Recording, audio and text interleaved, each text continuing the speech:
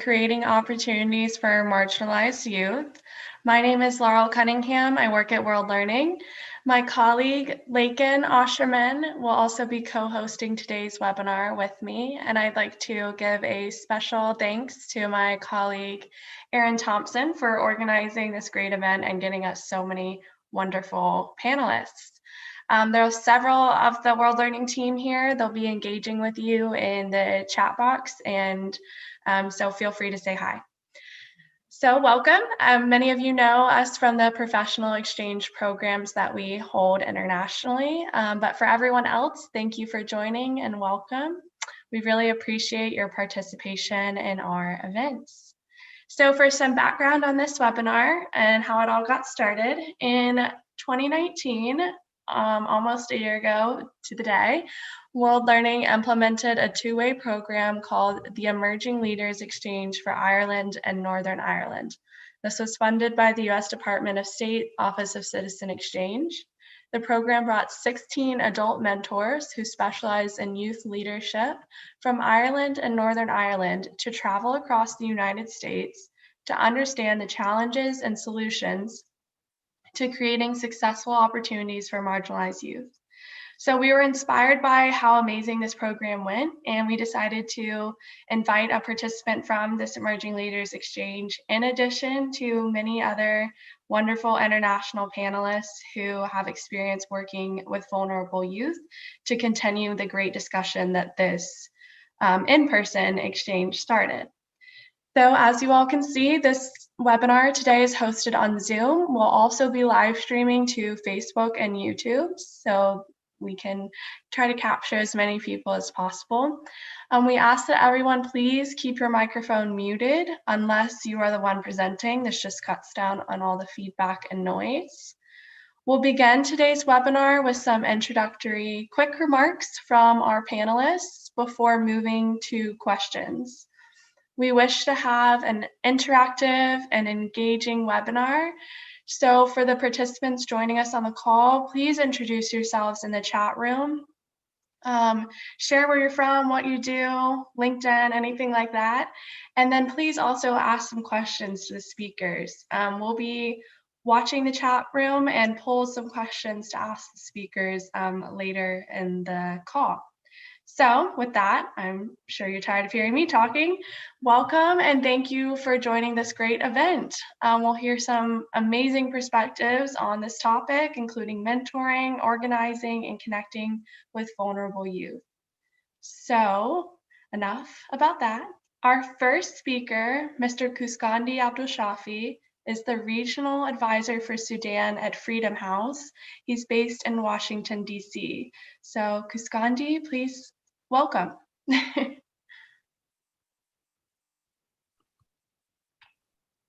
Hello, everybody. Thank you, Laura, for the introduction. And thank you, everyone in the World Learning for organizing this. I'm happy to be here. And also greetings to all my colleagues here in the panel, wherever they are. As Lauren mentioned, my name is Kuskandi Abdul Shafi. I am from Sudan, and I have several years of experience working with the youth group and youth activists in my career. Currently, I am a regional advisor at the Freedom House, where I advise Freedom House's programs in Sudan. I'm happy to be here and looking forward to this conversation and to hear more also from colleagues and share my stories.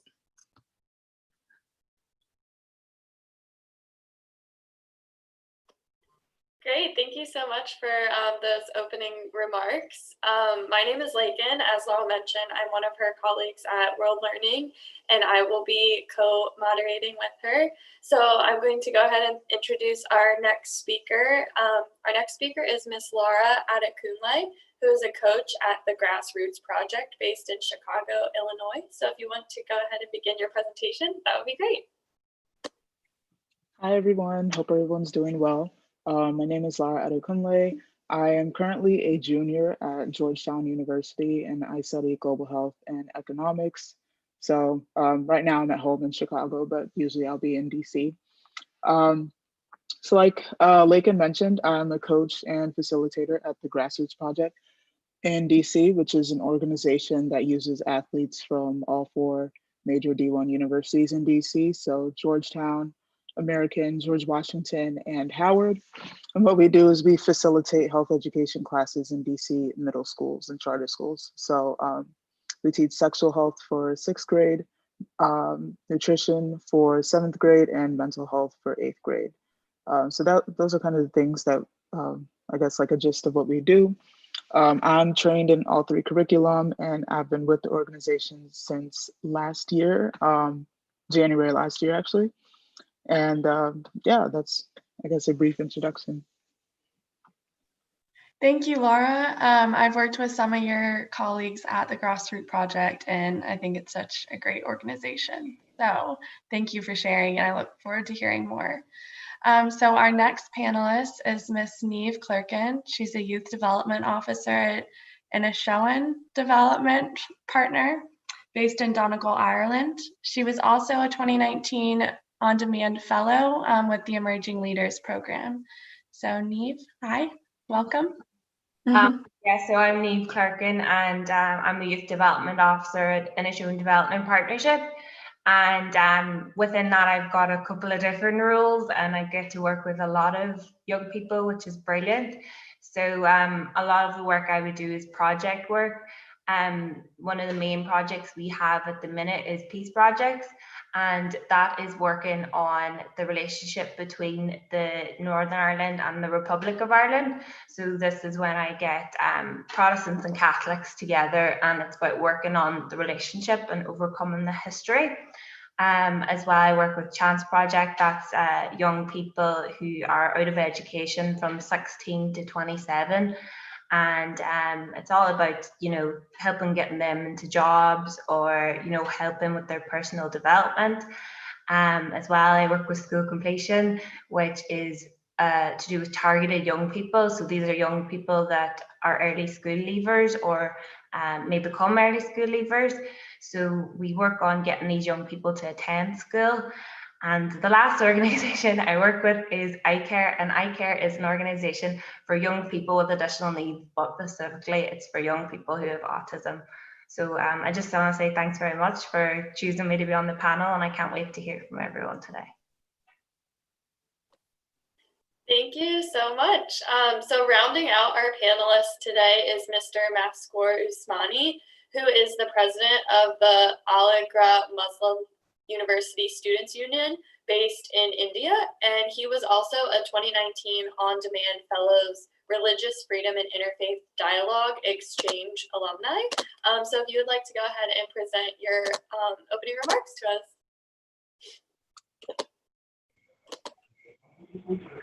Hello, everyone. First of all, I'd like to thank the team of World Learning for this evening.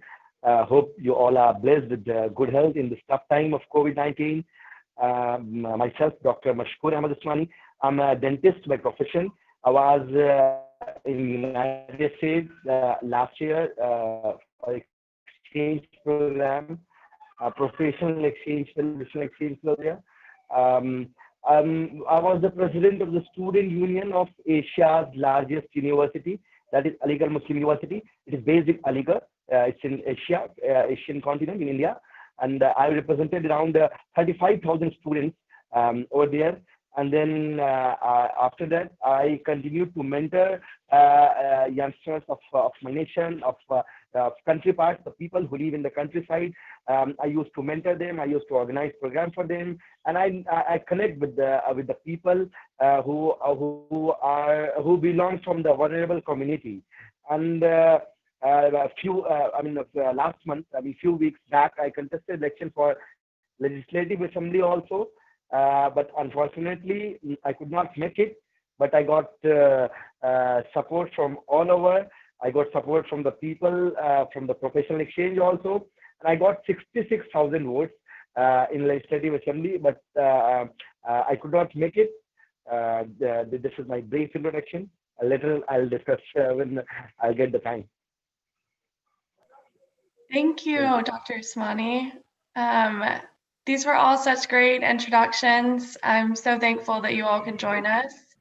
Not only do we have such diverse international perspectives, but you all work on such unique and nuanced topics within youth mentorship and youth engagement. So with that, we'll start with some of our questions that we have prepared, and speakers, feel free to chime in whenever you have something to say. And as we're discussing, participants, if you have anything a question you'd like to ask or something you'd like to comment on, please add that in the chat box and we will get to those questions later. So to start our conversation, we'll start at the beginning. How did you all first become involved in youth-related work or youth-related fields? So anyone can start with that question.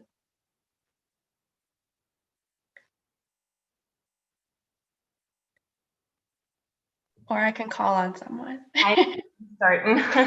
Good, thank you, Neve.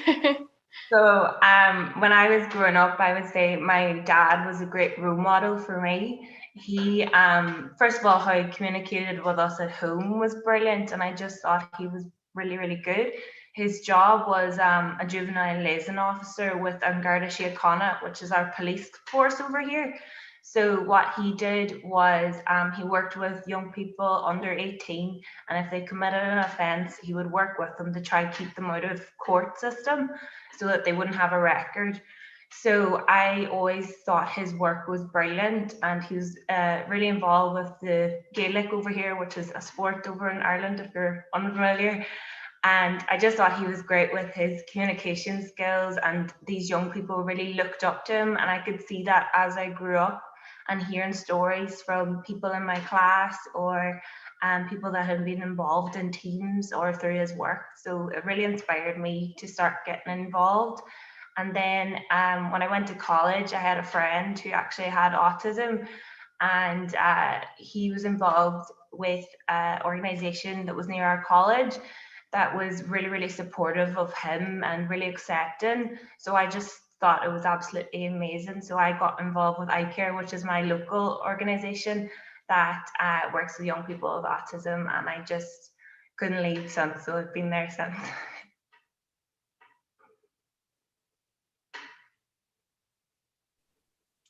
I guess I can go next. When I went to Georgetown from Chicago, I guess like it's really easy to get stuck in the Georgetown neighborhood and get stuck in the Georgetown bubble, which is predominantly very high income and has a certain status, I guess you would say. And me, I've always been one about exploring and branching out and kind of finding more opportunities in the city. So when I joined Grassroots last January, it was actually because I saw one of my friends that goes to GW.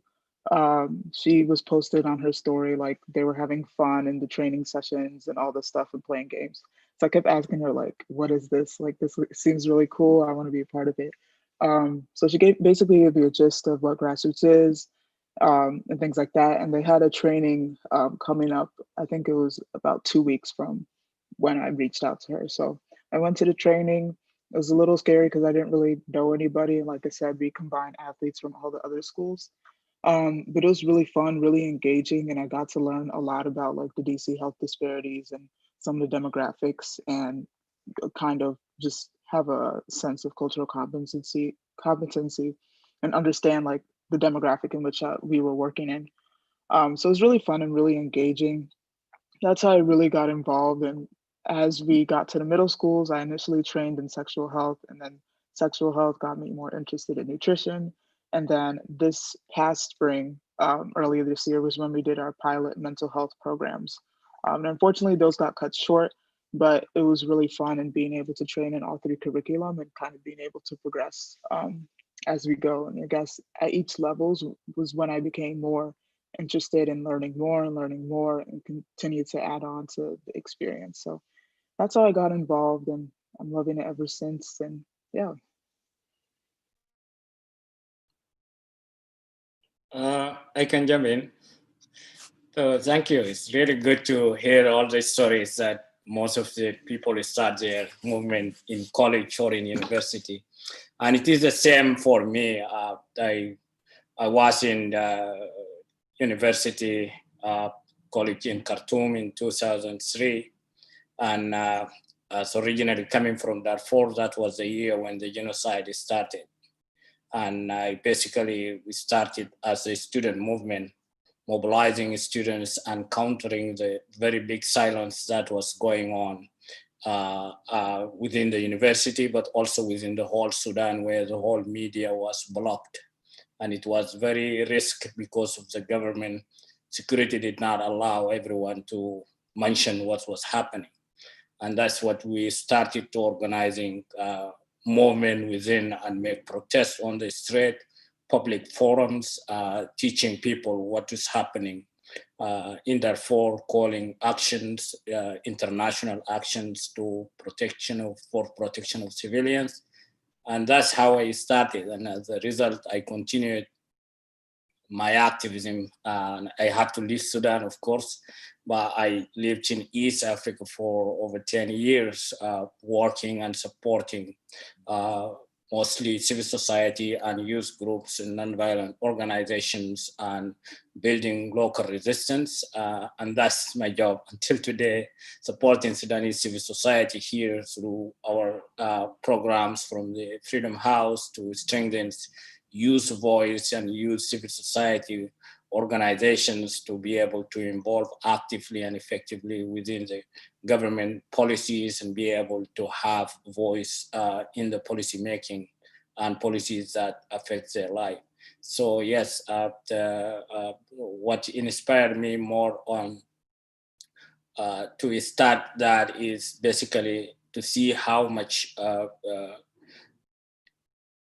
the passion and determination of the youth can dictate the narrative, how much youth can be able to reframe the things that are going around and how different understanding the youth can bring in within their groups that could really create a new trajectory with the issues. And that's really what I witnessed it in my work with other colleagues in the university. Just the university students, the movement was built in to become a nationwide movement with thousands of students coming in to protest.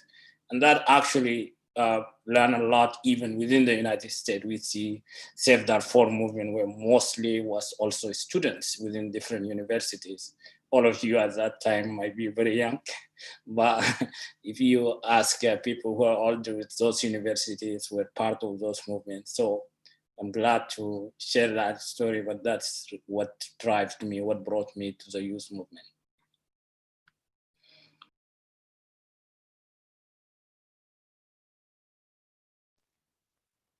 Maskor, do you have anything to add on that question? Yeah, actually, it was started with a student activism.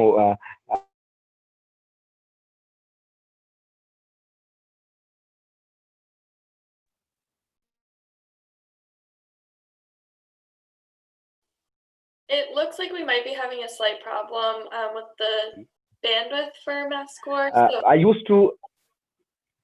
go ahead.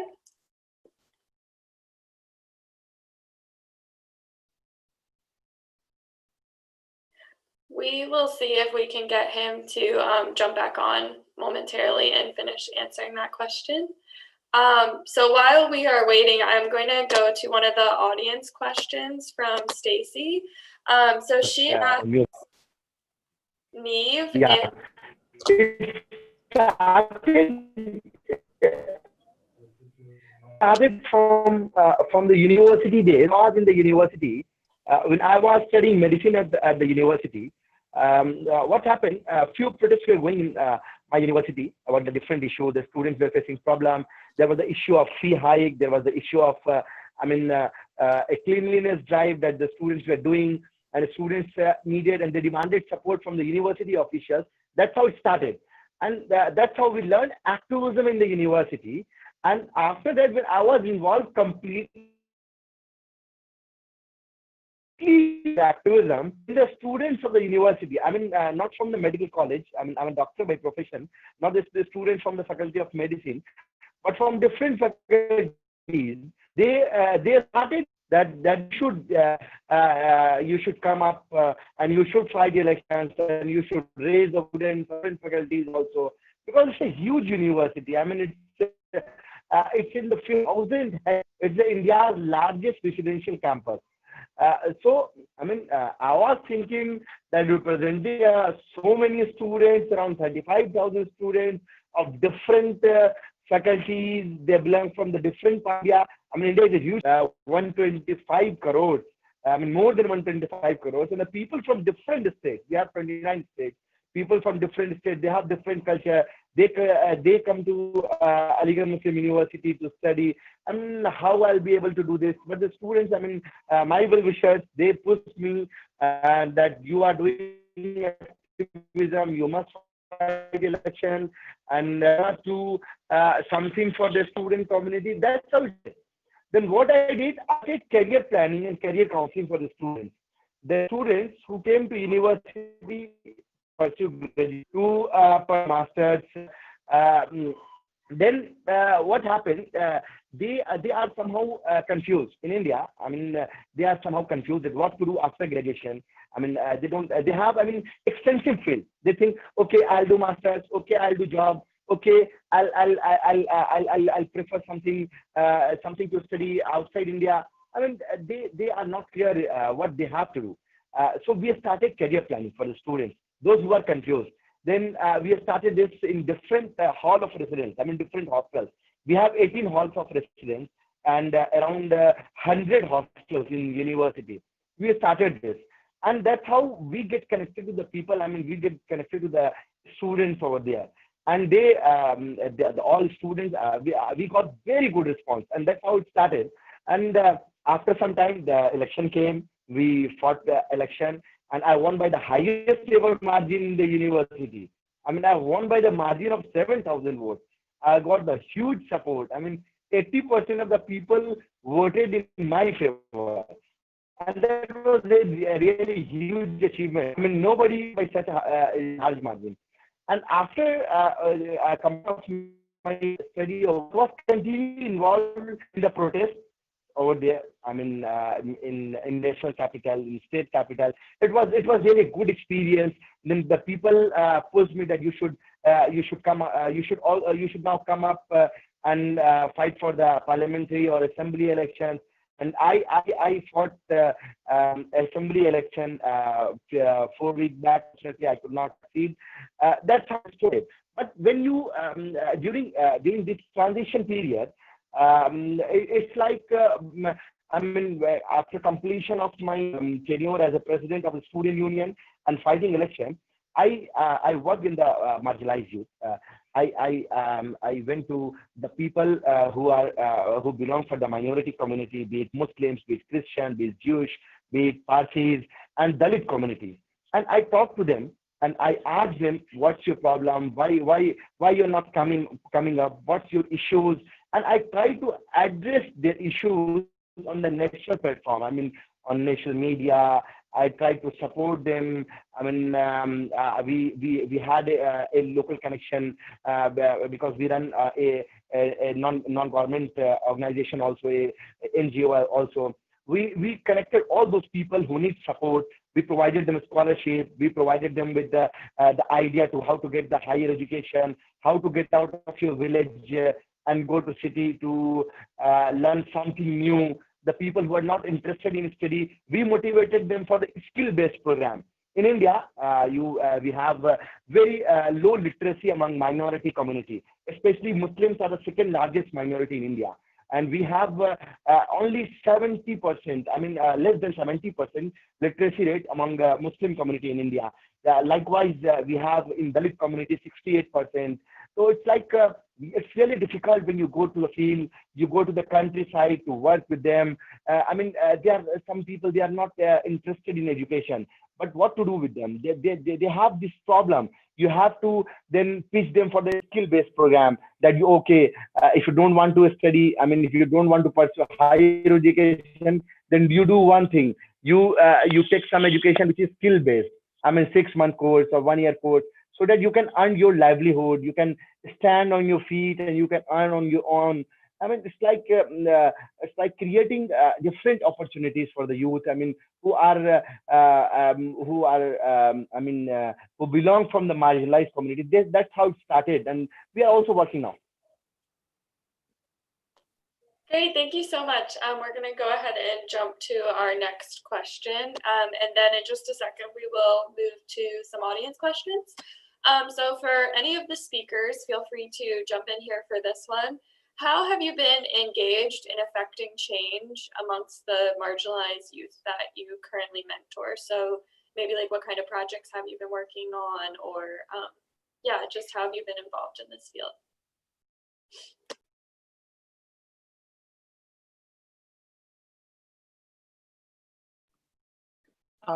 I guess I can take this question first. In terms of affecting change, I think just how we use a kinetic learning model to reinforce these health lessons. I think one increases engagement and participation, and then also some of these lessons, because like we're athletes and we're not that much older, or some people see us as role models. I guess it really allows some of the youth to be empowered by some of the health lessons we speak about.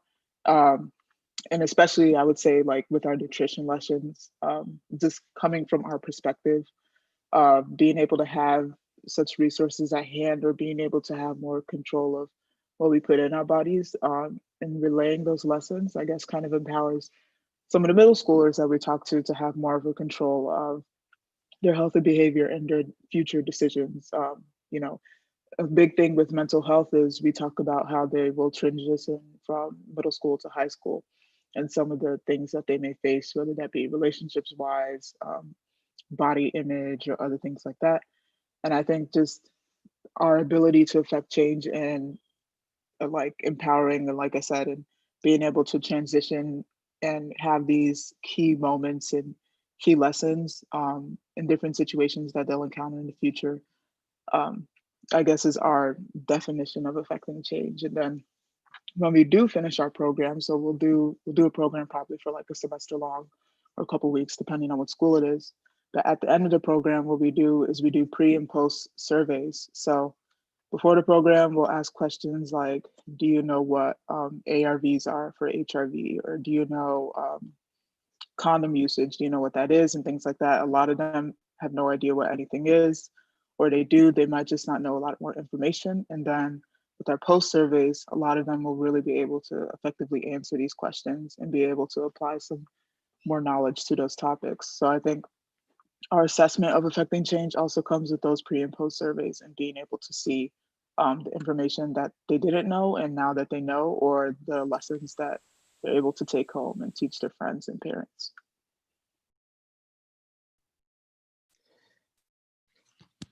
Yeah, I can jump in here.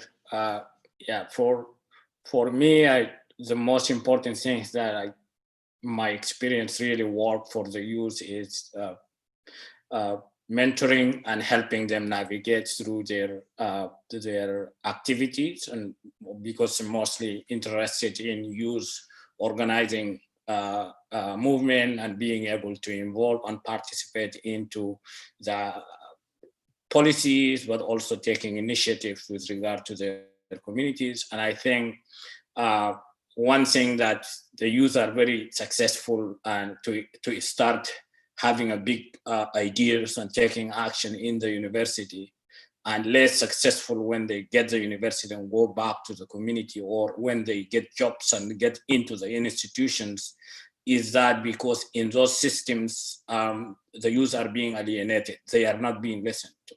And basically, whatever things that they get is the same as the school. Just sit down there, and I teach you how to do, how to act, how to behave.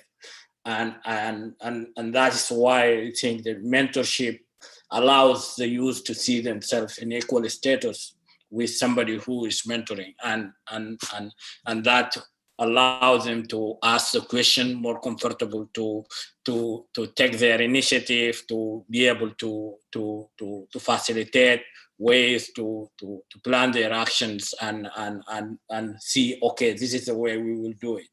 And so the most things that I really interested in working on is even within current project that I'm working with, it involves a lot of mentoring youth groups, coaching them, but also creating platforms where they learn from each other and where they ask questions for what they want to do. And I think that allows them to be able to feel like they're empowered, but also feel responsible for what they are doing, and feeling the sense of responsibility at the individual level, but also as a group level, and having some sort of accountability.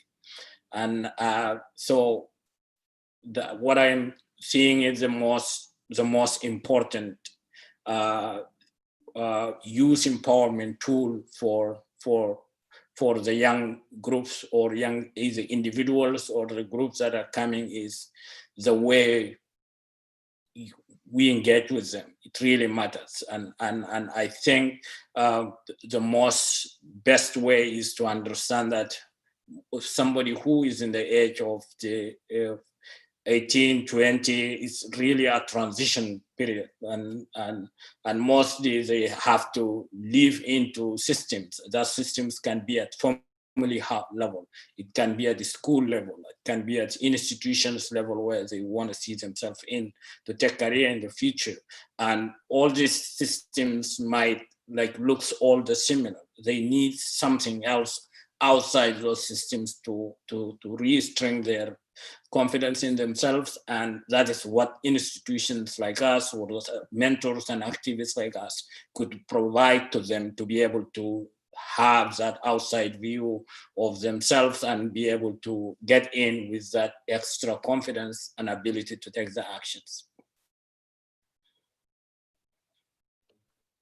I'll jump in now. So I think when talking about change in young people, there's so many different aspects. I've dealt with young people who have autism, and the change they want to make is in school and how they're perceived. And autism is part of who they are, but it's not just the only thing about them. They want people to see them. So we've worked on listening to the young people, and I think that's so important when we talk about change, is listening to them. What do they want to change? And when working in youth organizations where, we have to make it youth-based. So I know within our organization, on our committees, we have young people on our committees who come and speak, and we may talk about the changes we want to make and what we think should happen. But then our young people might turn around and say, actually, I think it's this, or give us different ideas. And it's all about respect and listening to them and communicating with them, I think.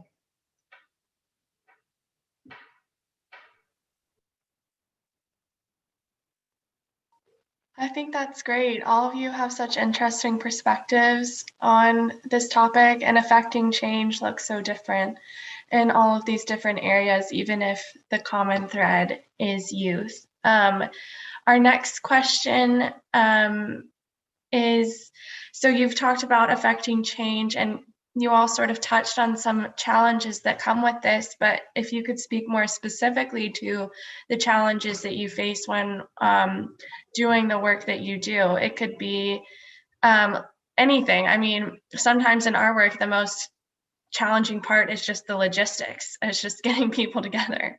So perhaps it's something as simple as that, or a more complicated thing like making sure that you have the youth on your panels to hear from them.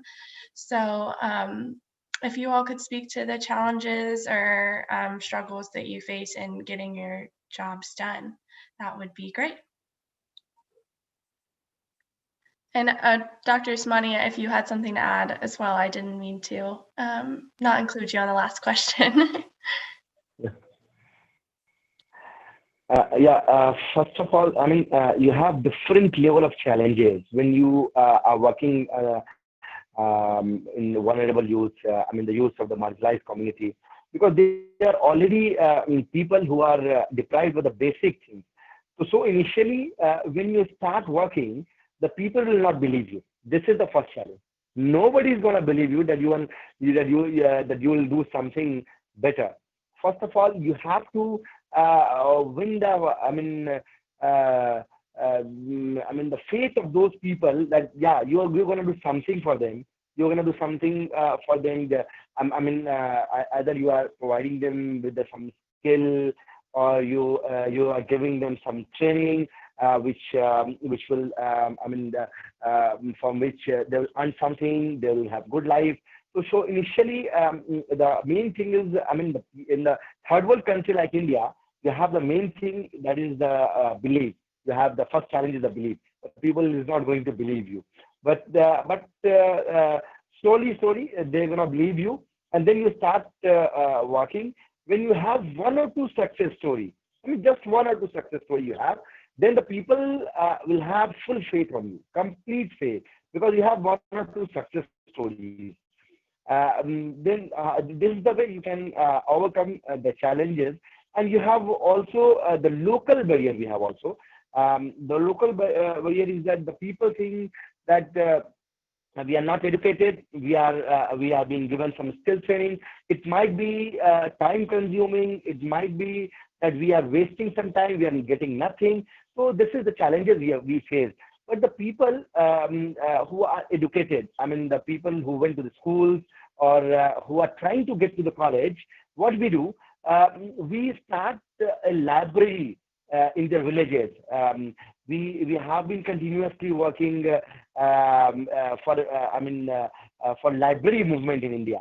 In the state of Bihar, we have been working for library movement. We started that there should be one library in each village. This is for the youth of, marginalized youth, marginalized educated youth, but not for the youth who are not educated. Because I already told you that the people from the marginalized community, they are not literate. Their literacy rate is 60 to 70% only. So this is the main challenge that we face during work, during mentoring them, during organizing any program, during creating relations with them. This is the issues that we face. This is the barriers we face.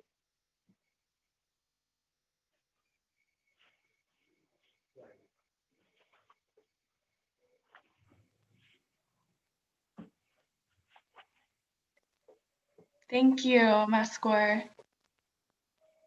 Does anyone else have something to add on this question?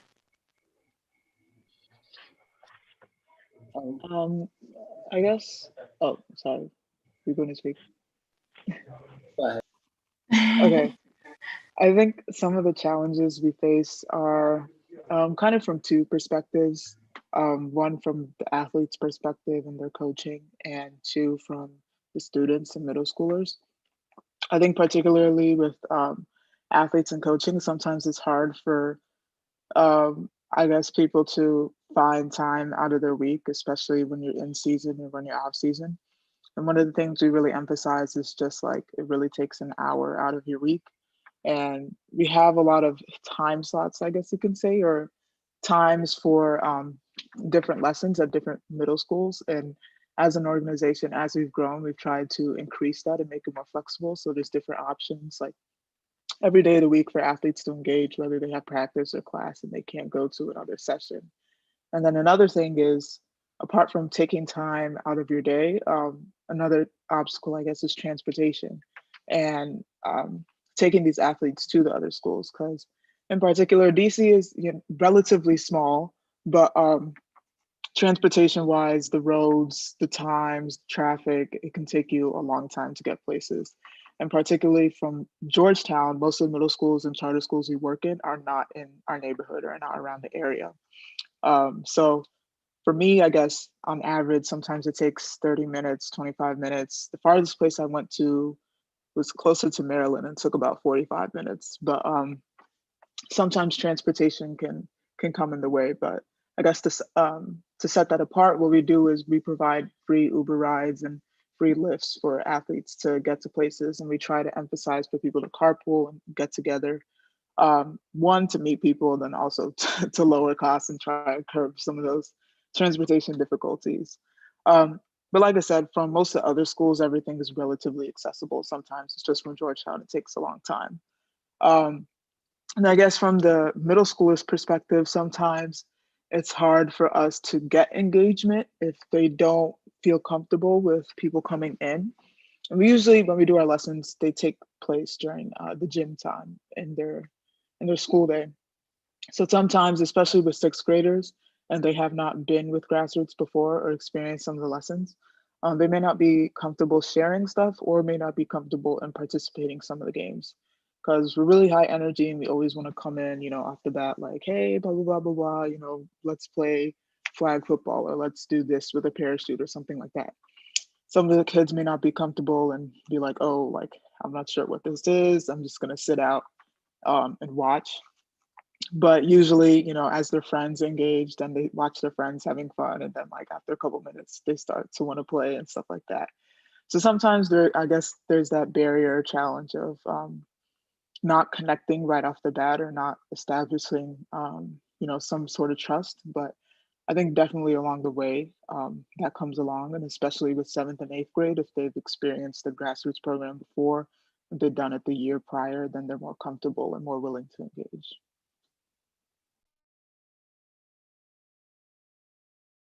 Yeah, just to add on that also, for the youth organization and youth organizing perspective, one of the biggest challenge I could say is when somebody, particularly youth in the young age, trying to get into kind of community change action or something that could involve the bigger picture, or something that is not immediate interest of them, but it is something bigger they want to be part of. There's a lot of passion that everyone in some sort of their life, either in the college or university or after, they are always seeking for a bigger cause to be part of it, beyond just an immediate need. They want to be part of the change. But one challenge on that is that mostly because of this, a lot of access to internet, to online, they want young people have a very high passion, high expectation, but also they want to do all the things at the same time. And it is very, very difficult for them to come down to say, okay, we don't have to do everything, but we can do this. And I think that is sometimes very frustrating. And also you want to be not in a point to tell them to do this or not to do this, but basically like, and that really affects them if they try to do 100 things at the same time, and they end up doing none of them or doing all of them not maturely. And that comes back to, again, affects them of feeling that they are not being able to succeed. So yes, tailoring down their agenda, their ideas into something smaller but concrete and doable, that's a very, very big challenge to working with youth, particularly when they are at the group level. Something else is also for young people who are transitioning to career life or to public service life. They basically, most of them do that to prove a point that I exist and this is what I'm doing. And that also makes them to be a collection of reactions from other people, either systems, individuals, or things they don't like. And that makes them, in another way, be lost the track of where they want to. So I think one is a very, very big challenge is how you could have that conversation to tailor their need, but also tailor to their passion. Is you exist here in this world as an individual and have individual responsibility, and you don't have to be a reaction of something that you don't like. you should be an action that change the things. And I think that sometimes is very challenging for the youth in the transitional age. So I think that those are the things for the leadership perspective that really needs for the young people to be able to have a successful transition. And this leads also into like particularly for the minority groups. Sometimes when there is so much systemic aggression or for the groups, particularly groups that are coming from the ethnic groups or social groups that are being so much oppressed by the systems, they are most likely to somebody coming from the family don't see somebody successful in the family, they are most likely into falling into that trap. And I think the way you engage them is completely different. There is a bit kind of if you are not able to contextualize the issues, might be you will not be able to be successful. So challenge of understanding why groups or the people behave the same way they do is a bit challenging for someone who is outsider to be able to come in to be able to affect that. Okay. I would say a big challenge at the minute is definitely COVID. COVID's a massive thing at the moment. I know I've been working from home since March, so if you're not working with young people in the schools, it's really hard to get them after school. So a lot of our things are over Zoom, and like Lara touched on, it's hard to make a connection with someone when they're in the room, never mind over Zoom. So I think that's something we've really struggled with. And when we have them in the group, there's wee initiatives like, we might have pizza, or we might do wee things like wee bribes, but you can't do that over Zoom. But another thing I would say is some of the programs we have, we work with young people that don't want to engage with you, which is really, really difficult. But the programs are targeted for these young people. So I think it's all about getting to know them and being on their level and showing mutual respect and actively listening and communicating with them, finding out what they like and being able to incorporate that into our programs is really, really important, because they have to enjoy it as well.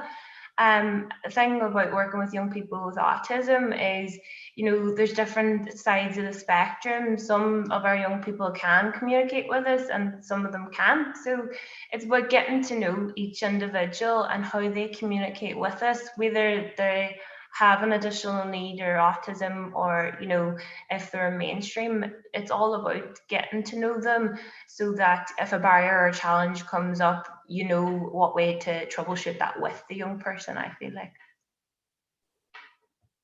Thank you guys all so much for shedding some light on some of the challenges in this field. And especially to Neve, that is a perfect segue to the next question. So obviously, like she just mentioned, COVID has probably drastically impacted your work, as it has the rest of the world, really. So how have you guys been able to continue your work, whether you had to move to virtual platforms or kind of whatever COVID has made your new normal into? If you could expand on that for us a little bit. Well, I know with us anyway, we've been doing a lot of Zoom. So Zoom has been a major thing, and as we have a lot of talking and theory and stuff to do with some of our groups, but we've incorporated bingos on Fridays or wee fun games to keep them connected. I know with the youth organisation I work with, I Care the Autism, we still run their groups, but we can only have 6 people, including youth leaders, in the room with them, so that proves difficult for us as well. There's a lot of temperature taking and recording and the questions before our young people can come into the room even. So a lot of the time their anxiety levels are heightened at the minute. You have to address that and how they're feeling. So COVID's brought a lot of unknown and uncertainty to our young people that we have to help address. But I think everyone's learning. It's a new experience for everyone, and I think that our young people have been so resilient, and we really have to give it to them for that. So I think lots of Zoom and patience is the main thing at the minute.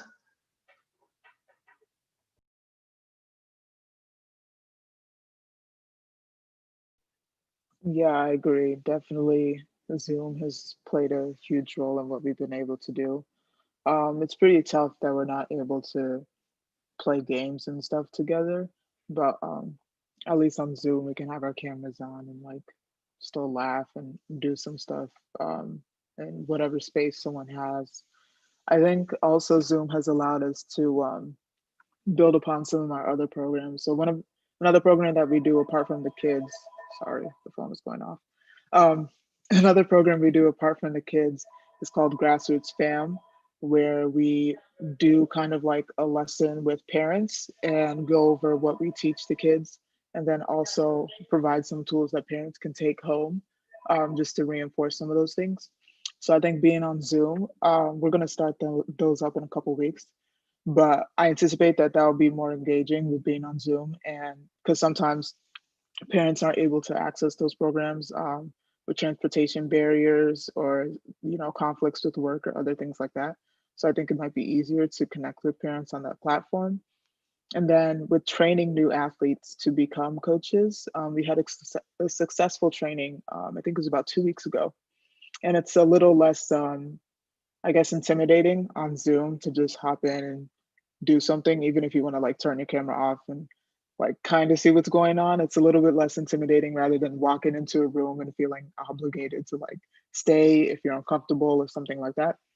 So I think it's a little easier to train new athletes to get involved and to teach things over Zoom, just to at least provide some sort of comfort barrier, and still like some level of like trialability in case you want to try it and then opt out, or you want to try it and you're like, hey, I want to continue on this, and then be part of subsequent things. So even though it's challenging in terms of our programs with students directly, I think it's opened up some access in other areas. Great, thank you guys. And I think some of our speakers are working with older youth, more like college or even out of college level. I think Mr. Usmani and Kuskandi are working more with those populations. So would either of you two have anything to add about how COVID has kind of impacted your work working with these kind of older populations of youth and what that's looking like for you now? Yeah, for me, I have been working remotely, connecting remotely for many years before COVID comes. So yeah, it least affected. So when I was working in East Africa, I was working with the organization youth groups inside the country, not only just even there was no Zoom. We have to use encrypted communications because it's risky for there's a lot of precautions that you could take into to connect to just the youth group. So now that things have a bit changed in Sudan, it is easy. We just have a Zoom open it last August. So, but mainly we use multiple media platforms of communication. We use WhatsApp group call. We use application called Signal, which is safer. We use Skype. So we utilize different ways of communicating and talking with these groups. Sometimes it could be a group meeting. Sometimes it could just be one-to-one meetings. But yes, with regard to organizing use and making like kind of we have an activity such as training which need an individual kind of a group physical presence of the group, those mostly transferring those activities into most one-to-one or a small group coaching instead of training. So yeah, so it really a bit affects some of the capacity building component of our activities, but general connections remain actually the same, and it has less effect on our activities. See, we have different challenge because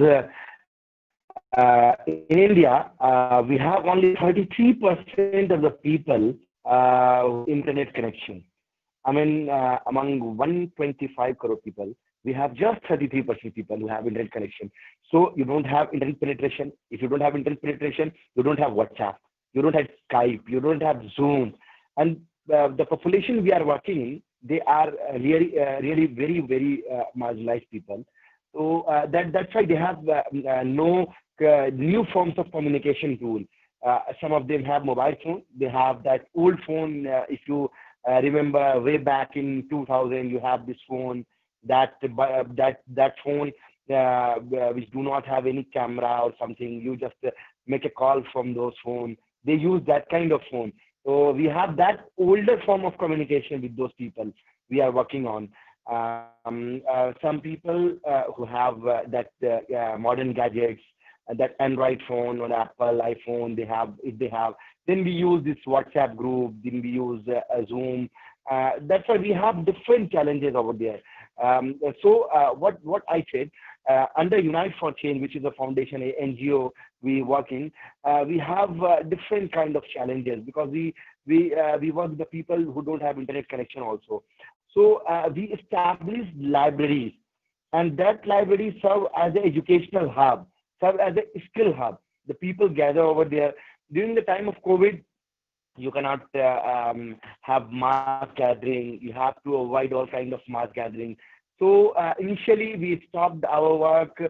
We shifted our work in online mode wherever it was possible.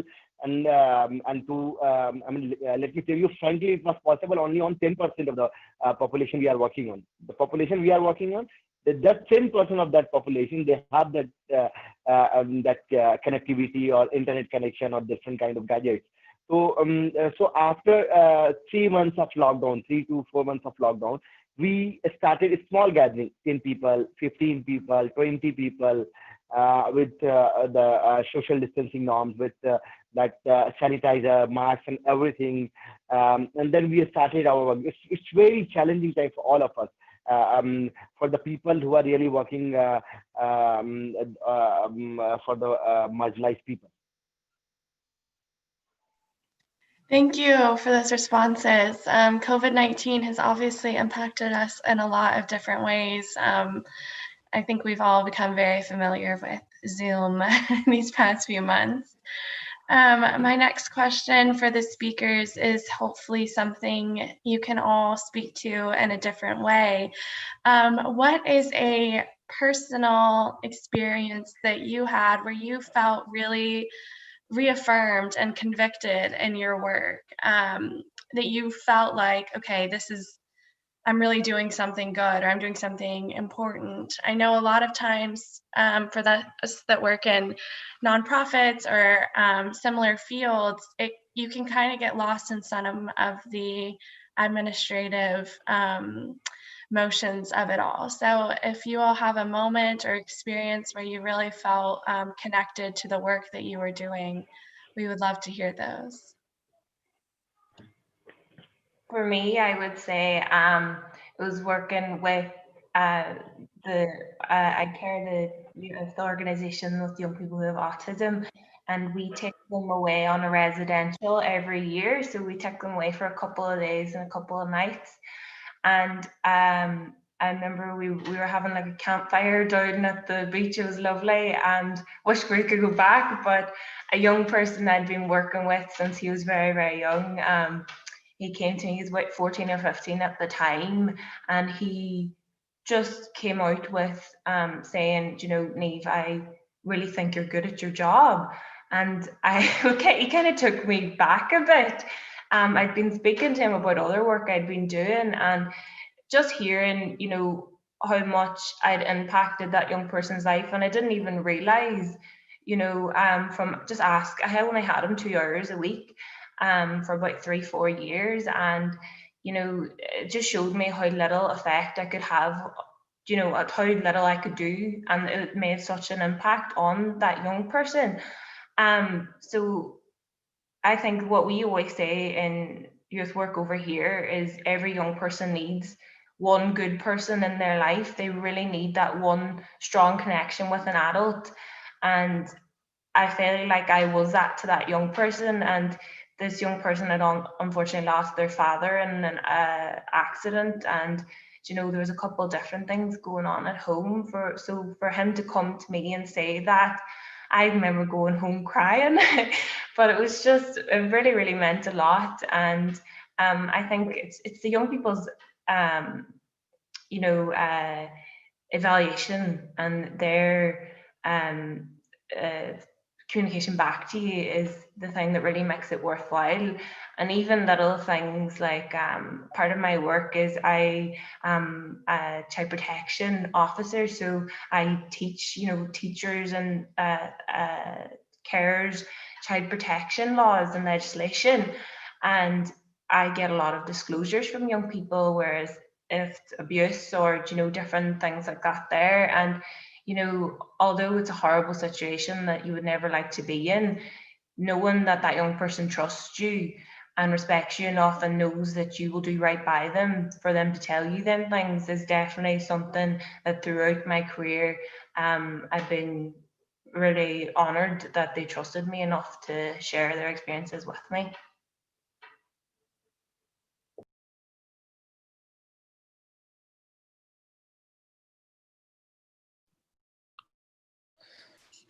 For me, at our programs now at Freedom House, we are working with these young emerging groups that are very strongly fought for the freedom in Sudan. And they are these young youth groups that are very effective when in to fight for a very, very dictator, difficult government to change.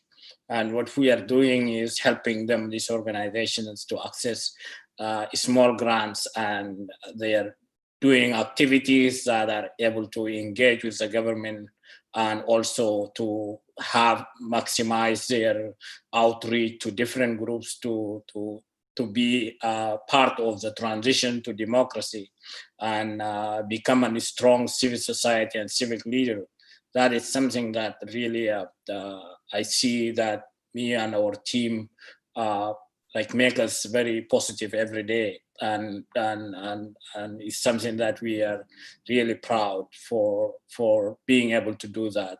And I think it's just something that was not being possible things to do in a very short few years ago, and seeing that it's now real and it is happening. It's something that makes me proud.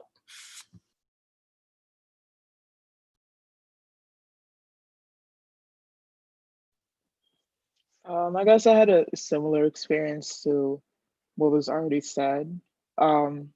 With the mental health programming that we rolled out this spring, with that being our first like more, I don't want to say serious, but more like I guess thought-provoking type of lesson.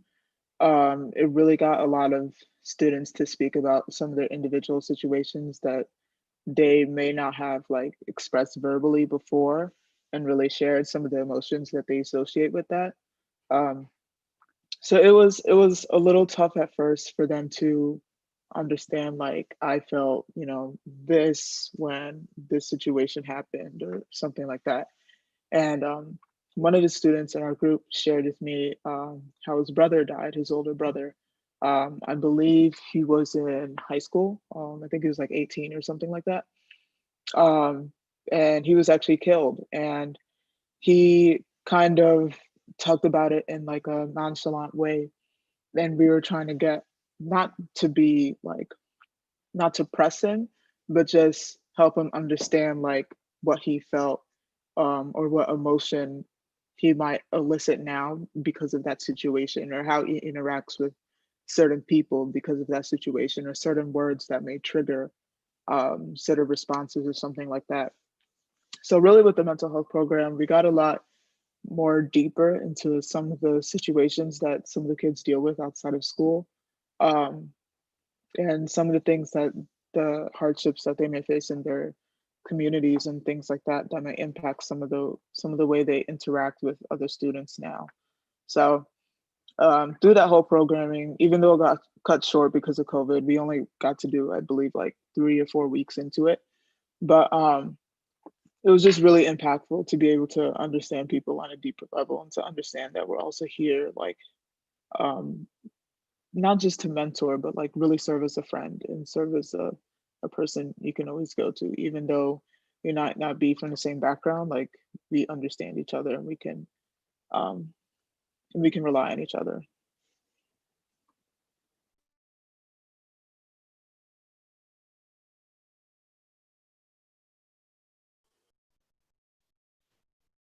Thank you guys. I wanted to check if Mascor had any comments for this question. And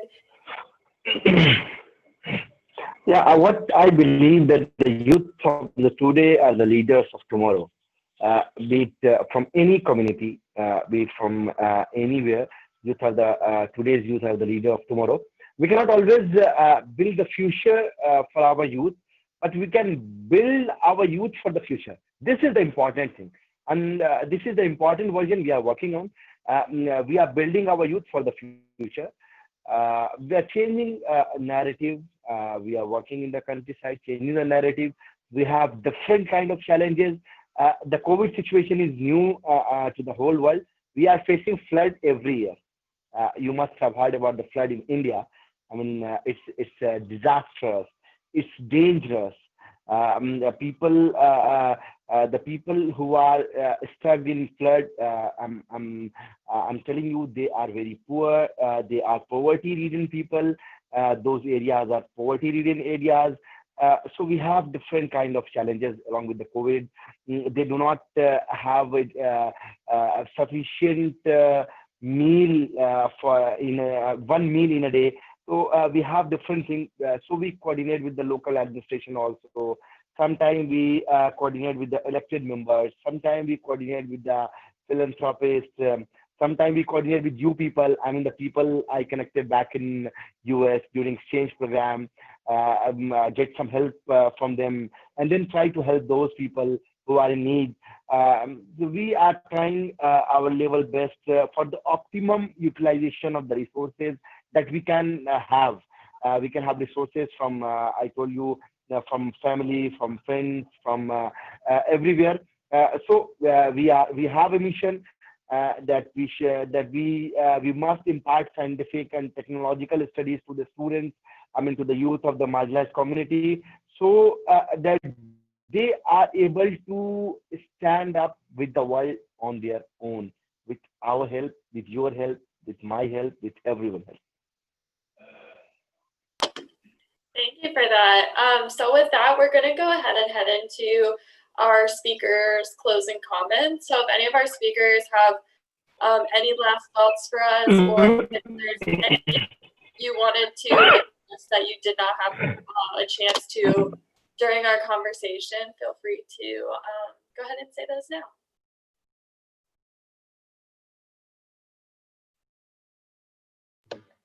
I would just touch on, I was part of the Emerging Leaders project last year, and I know there was a couple of us, I think there was 4 from the Republic of Ireland, and then the rest of them were from the North. And, first of all, getting to meet the participants from Ireland and Northern Ireland that went over was unbelievable. We'd all come from different areas with different experience and different aspects of working with young people, and it was absolutely amazing. And then to go over to America and to the places and organizations that we got the chance to meet and listen to, it was an eye-opening experience. And I think from learning from that, I learned that although we're very far apart, our young people have the same challenges. Mental health is a major thing here as well, and we have problems with different cross community groups not getting along as well. And I think it was brilliant experience, and I thought I'd say that because I know Aaron's here, and I better just tell, like, well, World Learning was brilliant to us, and it was an amazing experience.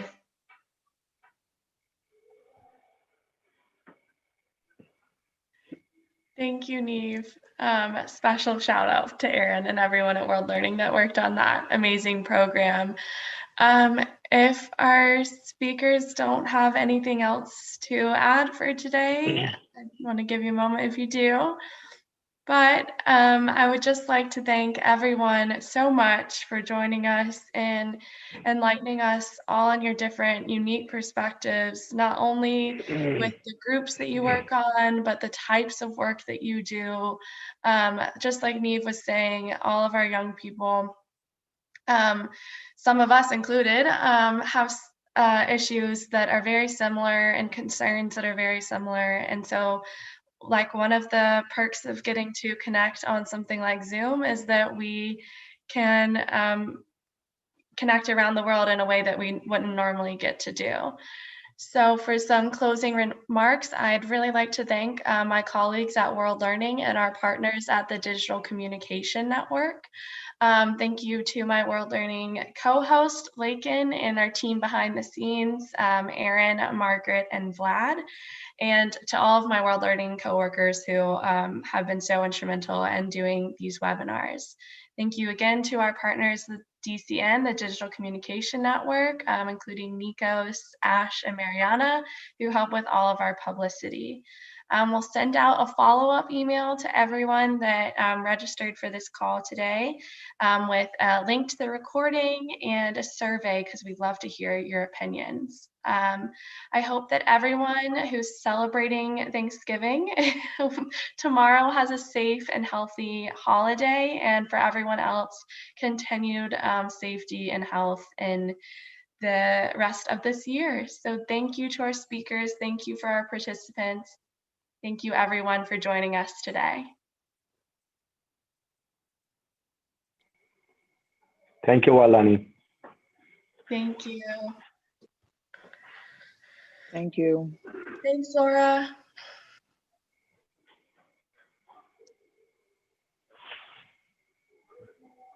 Thank you, and hope to see you soon. Thank you. Nice to meet you. Yeah. Bye, Neve. Bye.